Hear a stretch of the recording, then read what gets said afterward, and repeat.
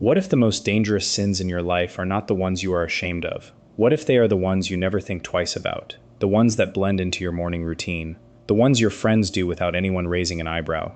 The ones that have been so normalized by the culture around you that calling them sin feels almost dramatic.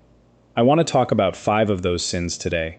Not because God is looking for reasons to condemn you, not because the goal is to make you feel guilty for being human, but because what you cannot see, you cannot bring to God. And what you never bring to God quietly grows inside you until it starts shaping who you are in ways you never intended. The Bible says in Romans 3:23 that all have sinned and fallen short of the glory of God. All. That is not an accusation. That is an invitation. An invitation to look honestly at what is actually there, so that grace has somewhere real to land. Stay with me through all 5. Because the last one is probably the most common sin in the modern church, and almost nobody talks about it. Sin 1. Complaining as a way of life. Think about yesterday, not the dramatic moments, the ordinary ones. The drive to work, the weather outside the window, the email that came in with a tone that immediately irritated you, the thing at home that still has not been fixed, the situation that has been the same for longer than it should have been. How much of your inner conversation was complaint? How much of what came out of your mouth before noon was frustration dressed up as observation? Most people do not think of complaining as sin. It feels too small for that category, too human, too understandable. But look at what happened to the Israelites in the wilderness. They had just witnessed the Red Sea split open. They had walked through on dry ground while an entire army drowned behind them. They had seen water pour from a rock. They had watched bread appear on the ground 6 mornings a week, and they complained, constantly, persistently, about the food, about the water, about the journey, about Moses. And Numbers 11:1 records God's response. Now the people complained about their hardships in the hearing of the Lord, and when he heard them, his anger was aroused. His anger was aroused, not because their circumstances were easy, not because the wilderness was comfortable, but because behind every complaint was the same statement, whether they knew they were saying it or not. God, what you have provided is not enough. God, what you have done is not sufficient. God, I do not trust that you know what you are doing. That is what complaining sounds like from heaven's perspective. Not venting, not processing, a declaration of distrust. And distrust, when it becomes a default posture, is not a small thing before God. A grateful heart looks at the same circumstances as a complaining heart and sees something completely different. Not because the circumstances changed, because the lens did. The next time a complaint rises in you, pause before it leaves your mouth and ask one question. Have I thanked God for what I already have? That pause is not silence. That is worship in the making. Sin 2. Gossip dressed up as something else. You have heard the sentence before. Did you hear what happened? And something in the room shifts. People lean in. Voices drop. And for a few minutes, someone who is not in the room becomes the subject of a conversation they never agreed to be part of. Here is what makes gossip so difficult to confront. It almost never announces itself as gossip. It arrives dressed as concern. Have you heard how she has been doing lately? I am really worried about her. It arrives dressed as a prayer request.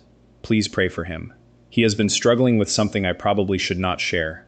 But since you are going to pray, we are just talking, we are just catching up. Everyone already knows anyway. But underneath every version of it is the same thing. Information about someone's life, their failure, their struggle, their private matter, being passed to someone who was never meant to have it.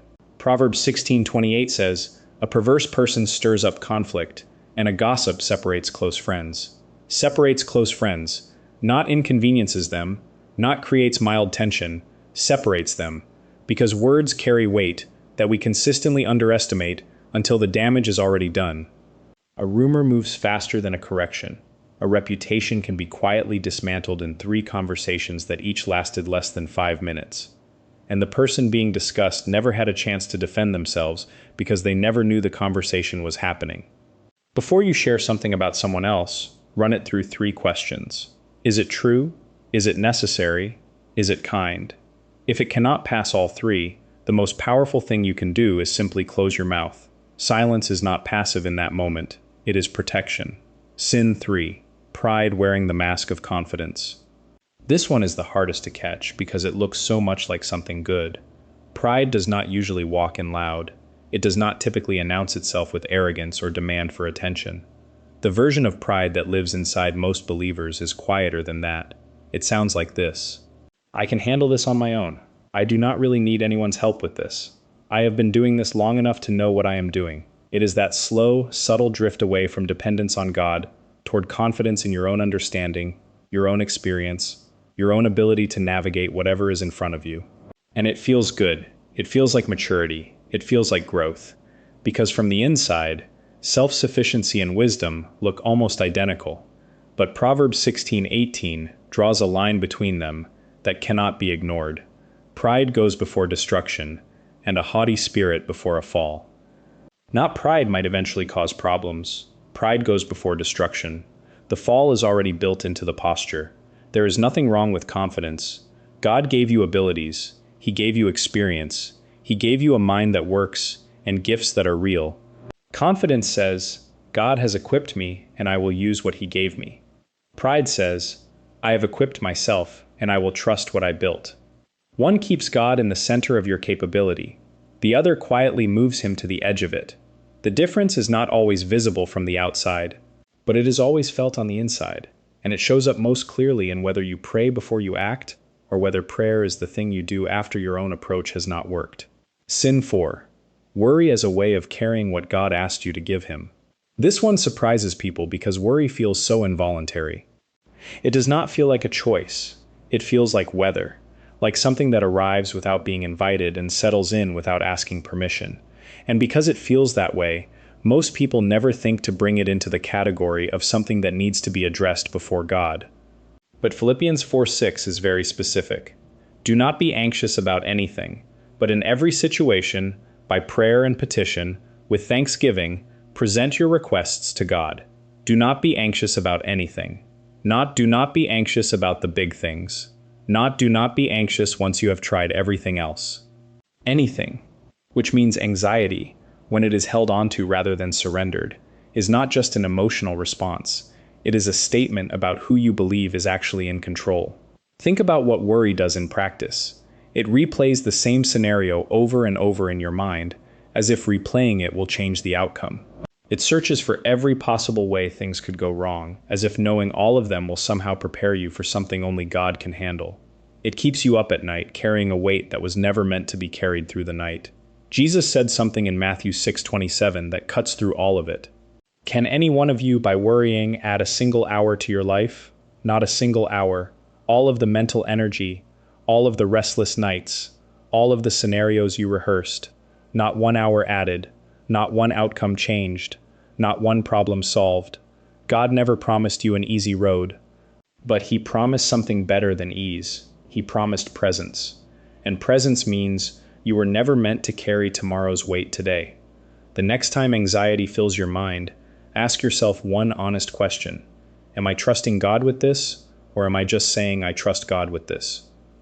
Because real trust looks like giving the thing to Him and then not taking it back at 2 a.m. Sin 5. Knowing what is right and choosing not to do it. This is the most common hidden sin in the modern church, and it is the one that lives most comfortably in people who consider themselves good Christians, because it does not require doing anything wrong. It only requires doing nothing.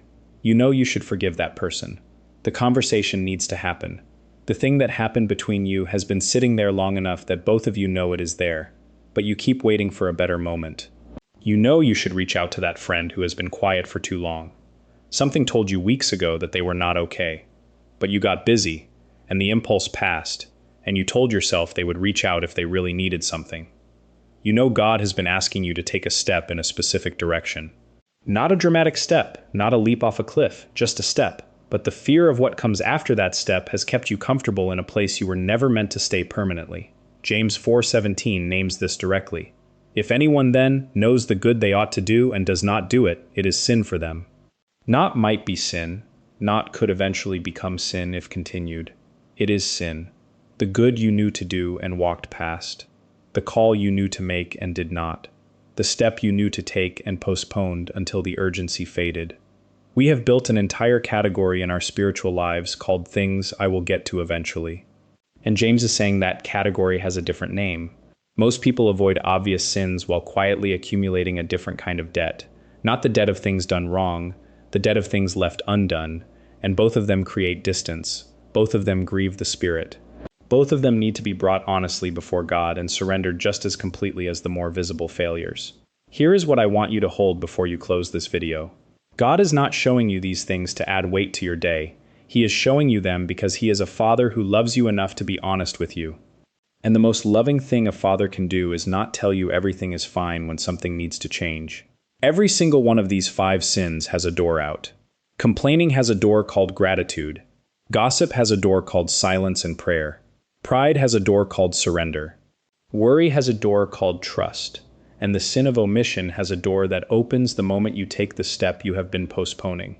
Romans 8:1 says, "There is now no condemnation for those who are in Christ Jesus." No condemnation. That means you can look honestly at this list without it destroying you. You can bring every one of these things to God and find mercy on the other side of the honesty. The most dangerous sins are not always the ones that are obvious. They are the ones that feel so normal that we stop seeing them at all. And what we cannot see, we cannot change. But you saw them today, and that is already the beginning of something.